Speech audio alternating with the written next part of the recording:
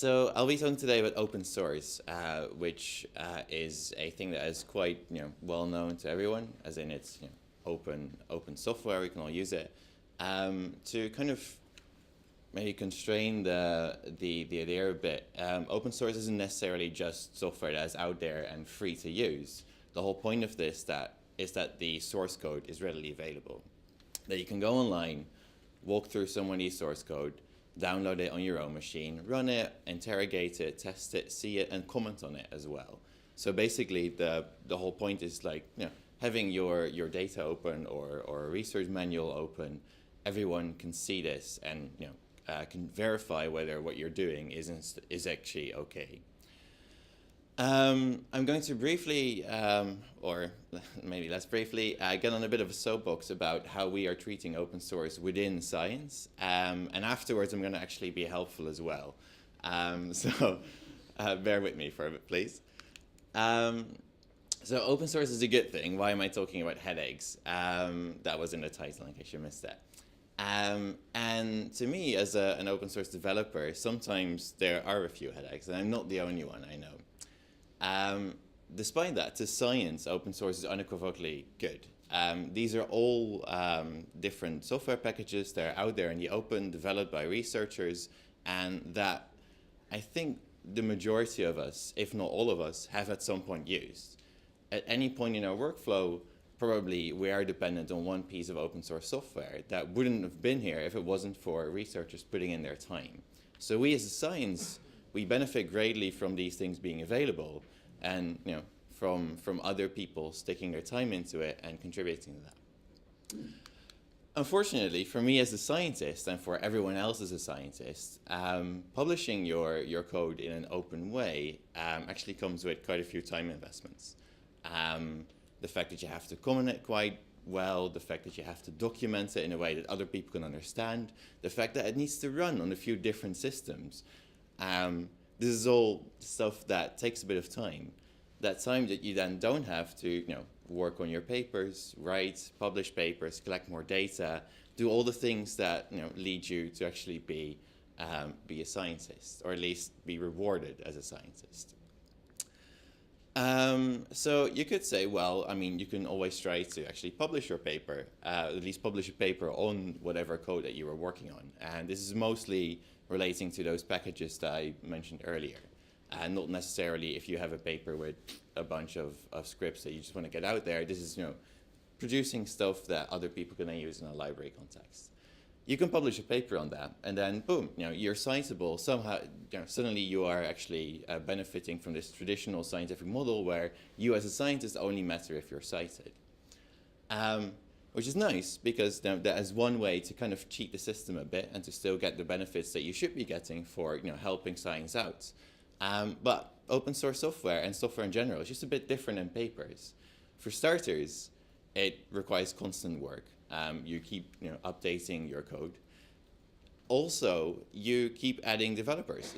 If you're lucky enough that your package is used by other people, then those other people might want to contribute as well. At least to these kind of positions where psychophysics toolbox, used by many, if not all of us at some point. The original paper by Brainerd, the main original author, is cited about almost 12,000 times now. There's a lot more people that have contributed to that.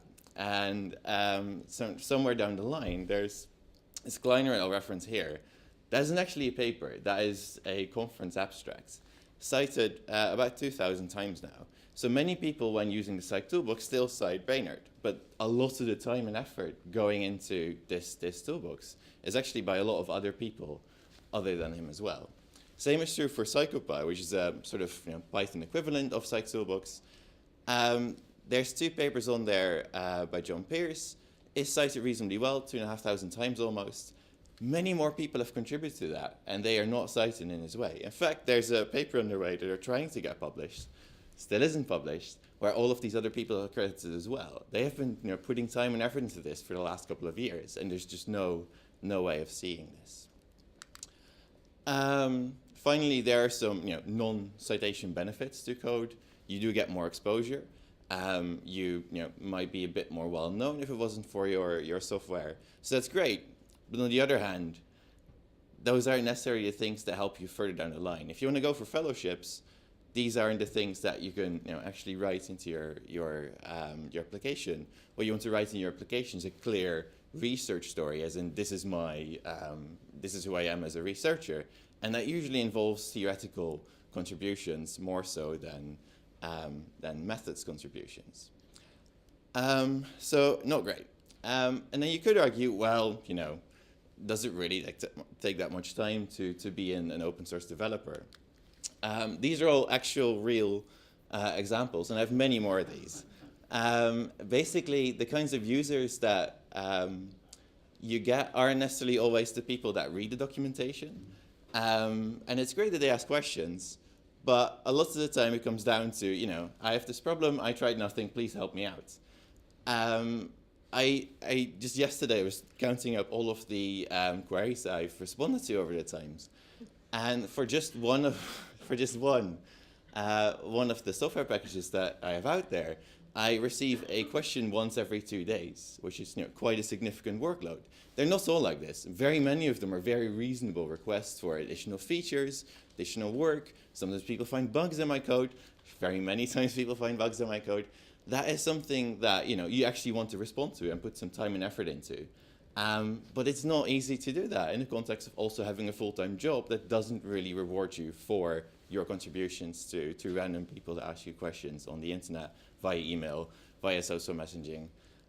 Basically every single kind of line of contact people can find.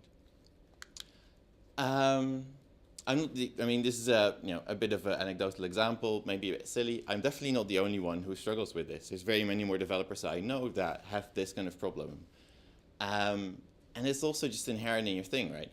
If you have some software out there that works on one computer, it won't continue to work on other computers. You need to constantly update this. There's new advances in the field that you might want to work into your software as well. Software requires continuous support. And we currently just don't really recognize that within the ways that you can take credit for it. Also, support ideally doesn't just come from the main developer. It comes from a community of people that use software, which is also really hard to establish, because if you're working on this small niche tool, nobody's rewarded for answering other people when they have questions on that same niche tool. Usually it's the developer. Only when a certain critical mass is reached, you actually have developing communities of people develop to help other people. That critical mass usually isn't reached. We have it for Psych Toolbox, sort of. For PsychoPy, you still see that mainly the main developer is answering, on a personal note, all of the questions that people have. And that's a heavily popular toolbox. He does that for a significant proportion of the time that he's paid for it. Then, is it important? This is a bit meta. This is somebody else, specifically Cala Cruz's slide on 3 really big packages within science. She's an astronomer, just to indicate how broad these packages are used. Pandas, Matplotlib, NumPy. If you use Python and have ever done science, you have used one of these in the past. These are very important toolboxes. Very many users, about over 90 million downloads when this was put together in 2018. There's 15 active maintainers. The bus factor, we call it, is a lot smaller for more specific packages. A bus factor is if someone gets hit by, or at least how many people need to get hit by a bus for your software to be completely unusable and unmaintainable. It is 1 for very many software packages that we are critically dependent on. And for these larger ones, with 5 active maintainers, you can imagine that if you have a bit unlucky in a plane accident to a conference, we're out of our software. And that's being a bit morbid and maybe playing around a bit, but it just indicates how few people that are involved in this that we critically depend on. Clearly, science has a bit of a problem with trying to keep these people actively involved within our community and trying to keep or to inspire other people to be active there as well. So the main point of that bit just now is that science relies critically on open software. We literally all use it. There's not a single person of us that could do their job if all the open software is removed from our options. the current system isn't necessarily rewarding people that stick their time and their effort into these open software packages. And even if it's just a teeny tiny bit of time, right, that you spent in there, other people who don't contribute have more time to spend on their papers. Tiny bit more, maybe gets them one paper extra, leads to maybe a bit higher chance in fellowships, and before you know it, you have this Matthew effect developing where you're basically biased against people that contribute to the open tools that we all use. So we need to adjust our reward structures to actually manage that. It's not just citations, it's really something that we need to start building into grants. Paying for stable positions of developers, maybe adding overhead for software developed within a grant that runs beyond just the scope of the grant. Because once your 4 years run out, do you want your toolbox to suddenly disappear and not be supported anymore? Or are we as a scientific community just going to realize that maybe the short-term ways that we normally think about our projects actually need to be a bit longer term? All right, so apologies for the soapbox. Here's a video of my cat playing fetch as sort of apology. I hope that makes up. For now, I'm gonna stop talking about these major libraries and start talking about something that we have a bit more experience with, analysis pipelines. Because usually there's kind of two ways in which we interact with a computer, or at least we interact with the software on a computer or build it. The first bit is the analysis pipeline. So I have a paper, I want to do analysis on this data set that I collected, and I'm just going to write it in one big script. The other thing are these larger libraries that I was talking about before, NumPy, SciPy, but also more specific imaging libraries like FSL. You don't necessarily build an entire library if you just want to do your analysis. You just build your own script that interfaces with those libraries, but you want that script to be out there as well so other people can scrutinize it. And it's actually also rather important that we open source those individual scripts as well. There exists a very big spectrum between these two. It's not just that one set of things is a script, the other set is a library. Very many people have their own little personal library of things, and that's a good thing. So if you've ever encountered somebody else's work, these are probably things that you've run into. There's no general description. There's no helpful strings that document what a function does. There are no comments, or at least comments that are there but just say add A to B. You don't know what A and B is. You don't know what the specific algorithm is happening there. Unhelpful variable names. We've all been guilty of these things. And one thing I see a lot as well is just people not really thinking about how their software should be organized in terms of the architecture. One file references the other, that file then references back to the first file, references some other file that's somewhere else, then references the library. These scripts tend to grow organically as you explore your data, and that really doesn't help with getting a sensible architecture in there. So, sucks. Instead, what you'd ideally like to see is software that's clearly documented with readmes, doc strings, helpful comments, and excessive commenting. Not just comment for every line. Ideally, you have about 2/3 comments and 1/3 code. That's roughly the kind of thing that you should be trying to go for. And that is massively hypocritical for me to say that, because I am nowhere near that ratio. But that is something that we should all be trying to move towards. Thinking about structure from the start is also a really good thing. And I'll start a little example after this, but this is really something that we should be thinking about from the start. So where is your script going to be? What is it going to reference? And how are you going to reference those things? After you're done with your analysis, put it somewhere where it's easy to find and other people can download it. And don't let it depend on hidden code. There's always some kind of lab library that you have somewhere on your computer that other people can also use because it might be on a central server somewhere. But if you then put your script on an open repository with those dependencies still in there, nobody can work out what's happened. And I'm not going to name and shame, but there's one particular piece of software that a lot of people use, or at least one particular lab uses for saliency mapping in Vision. And it's a real bitch to get their code to run because it doesn't run on normal computers. There's a sort of Linux image that you can download to run. also, I've never really managed to get it to work. And this is really fancy, really good code that you have, online and well documented as well. It's just if you can't actually access the stuff, nobody can use it. So it's a bit of a waste. All right. So what is a sensible way to do this?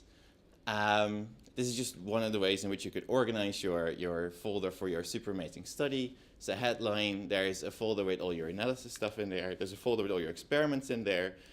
You can stick some constants in one particular file. You can unload those constants in your experiment. Make sure that you increment your version number. And you can have some custom functions in a library. I'll come back to that in a second. For the analysis, it's similar. Make sure you have your scripts well put together.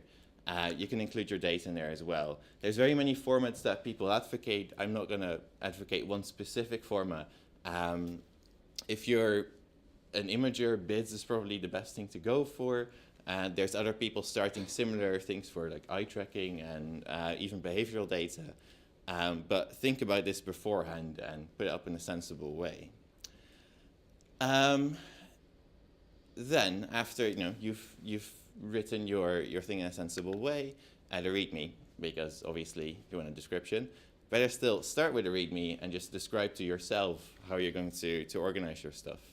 And then there's the crucial bit. I'm not going to do a full-blown tutorial, but these slides hopefully will be up after the, yeah. So, just use it as a reference then. If you want this to be available to other people, you're going to need an open repository. For example, GitHub. GitHub or GitLab or Bitbucket or even the Open Science Framework, although it's not really suitable for software, are really good and really open and just, basically the problem of having your software out there is already solved, and we should aim to use these kind of repositories that have done that. You can just sign in for a free account.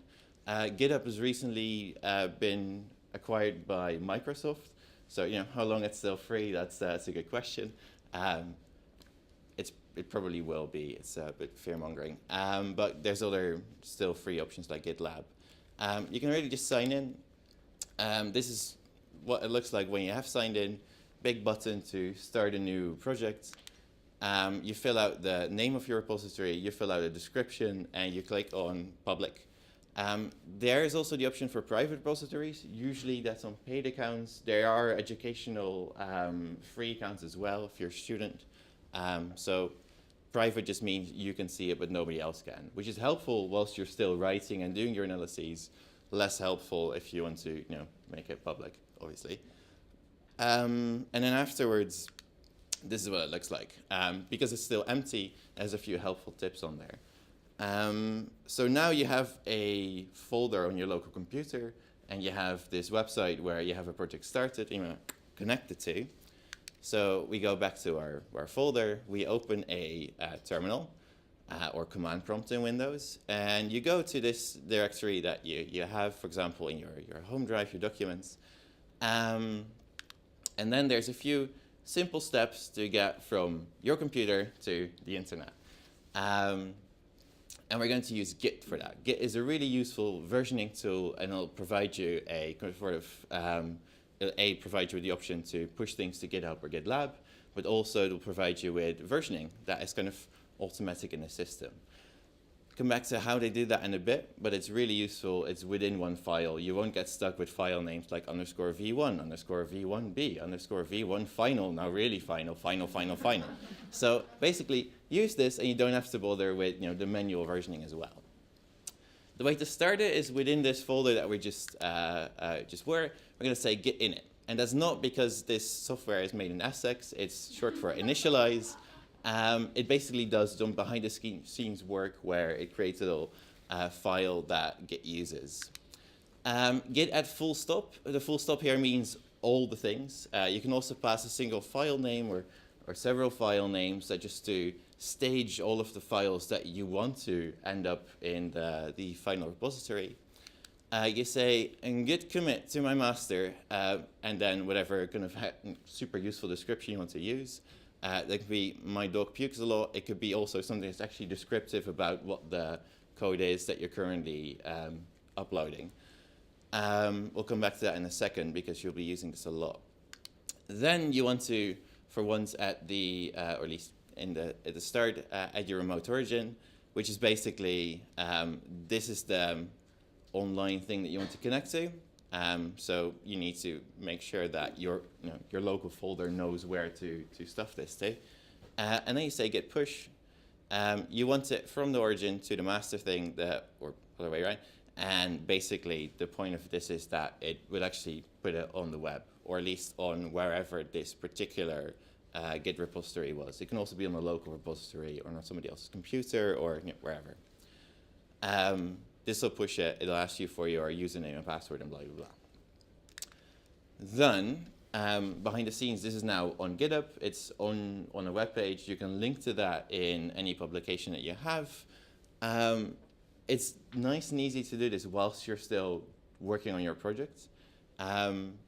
It's also worthwhile to do it after you've already finished all of the analyses, because sometimes you might want to keep your analysis secret.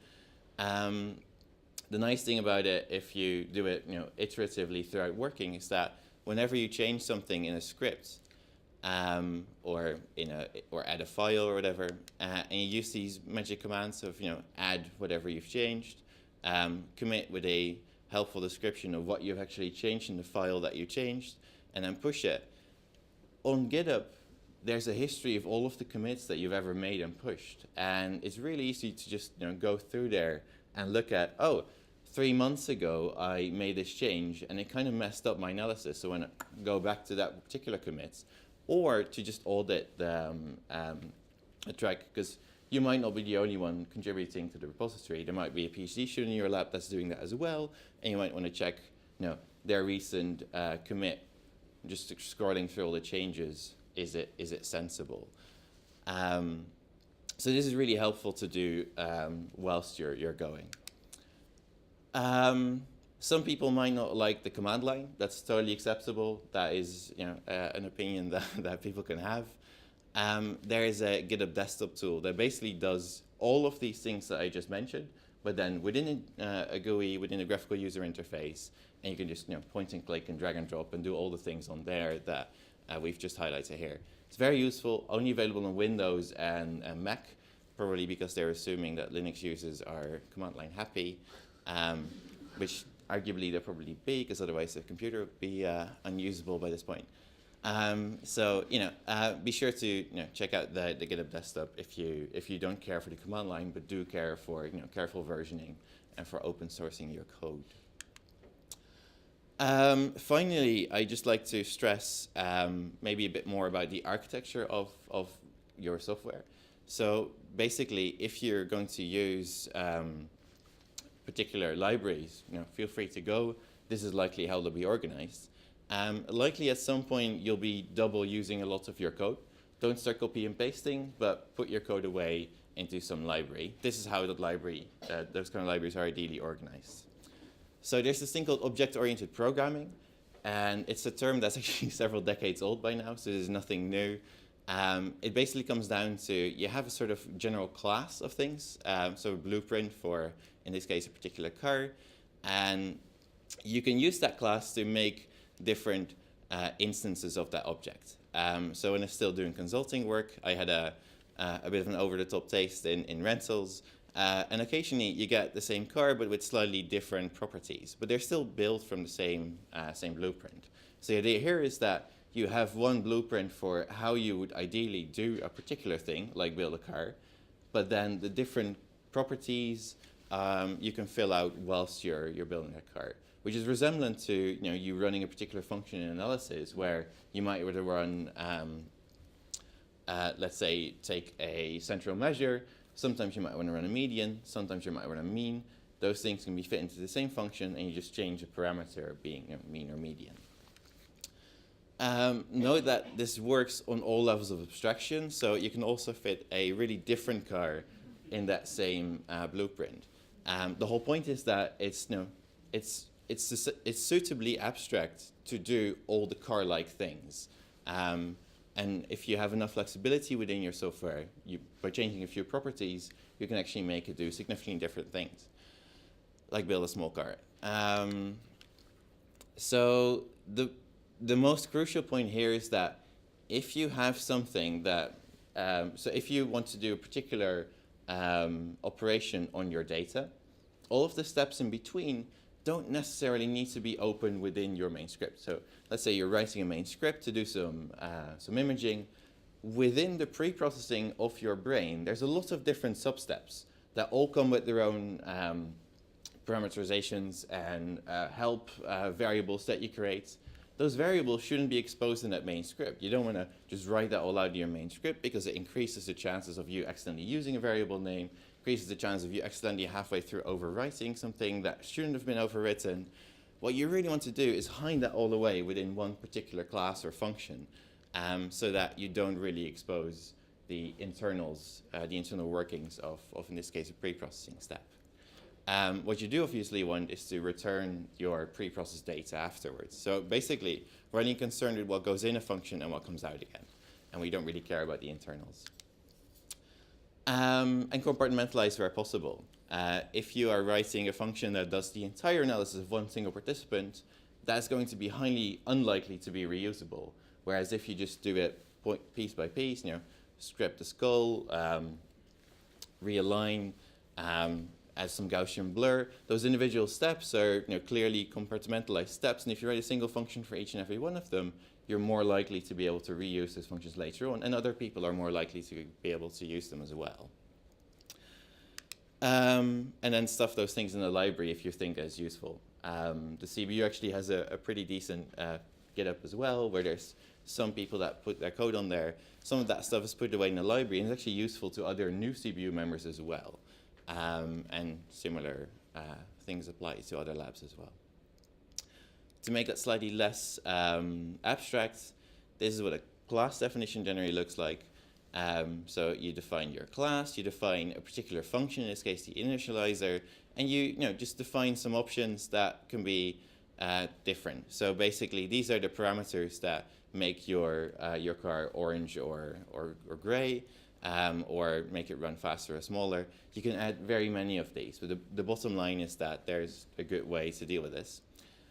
And then within that class, obviously, stuff happens to build your car that is more general to the car itself. Also, this is a docstring.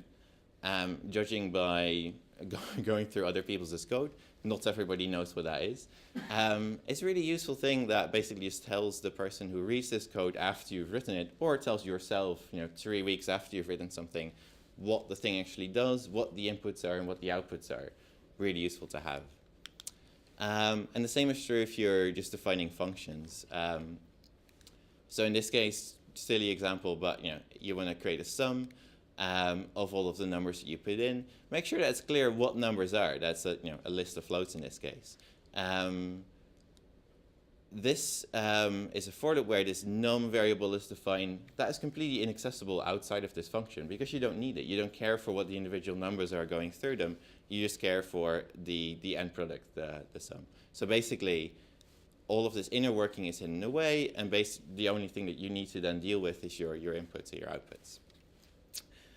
So, to sum up, if you want to have your work open sourced, start straight away. So whenever you start a project, make sure that you have a sensible file structure and that you write all the notes to yourself in the comments, that you clearly document your functions. If you're feeling that you're double using particular pieces of code, stick them in a function, stick those functions in a library that you just import or put a namespace in MATLAB, and make sure that you actually interact with these things in the way that you do from the offset. And that in the end, sharing that will be much, much easier because you simply have to do the few magic git words that they're in there. And then boom, within a few clicks, you have your pre-existing sensible code that you've been sensible about from the offset on GitHub. And then it doesn't actually have to take that much time to open source after the fact because you don't have to go back to your code to start adding all of the comments that you've didn't add in the start. You don't have to rework all of the ugly stuff that you don't want to be out there publicly because it's embarrassing, and you don't want to come to the conclusion after the fact that you've maybe don't really know what your code does anymore. So start straight away, and sharing is easy. There's a few useful resources for this. There's a really good paper by Greg Wilson and other people, of course, on the best practices in scientific computing. Some of the things that I've highlighted are in there. It's just a note of 10 things that is kind of good. Be sure to use GitHub. There's this book out there for people that want to learn how to do Python, which I would highly recommend, and I have no financial interest in that whatsoever. And if you ever have any question or something, just drop me a note on Twitter, and then I might ignore you or not. Anyway, thank you very much for listening.